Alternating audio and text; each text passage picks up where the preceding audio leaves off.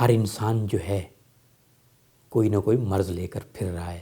کوئی انسان اس دور میں تندرست نہیں ہے. کوئی ایک مرض لے کر پھر رہا ہے، کوئی 2 مرض اور کوئی امراض، اور کوئی تو چلتا پھرتا ہسپتال ہے. اسی طرح میں جو خود بیٹھا ہوں بحیثیت معالج، میں نے پہلے بھی ایک لیکچر دیا ہے کہ مجھے بھی کیرا تھا اب سے کوئی 10 سال 12 سال پہلے، لیکن اللہ نے مجھے شفا دی. میں بعض اوقات یوں کرتا، یوں بات کرتا تو حلق میں کیرا گر جاتا، مجھ سے وہ پوری بات نہ ہو پاتی. اور کیرا کا لیکچر میں سمجھتا ہوں وہ سب سے بیکار ویڈیو تھی جو میرا انداز تھا، لیکن لاکھوں لوگوں نے دیکھا اور اللہ نے ان کو شفا دی میرا لیکچر سن کر.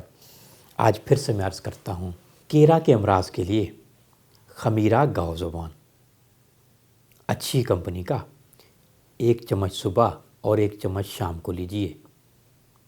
دوسرا اتریفل زمانی، یہ بھی 1 چمچ صبح اور 1 چمچ شام کو لیجئے.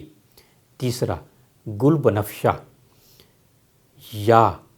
یا 2 چیزیں یہ لے لیجئے، یا گل بنفشہ بہترین علاج ہے کیرا کے امراض کے لیے.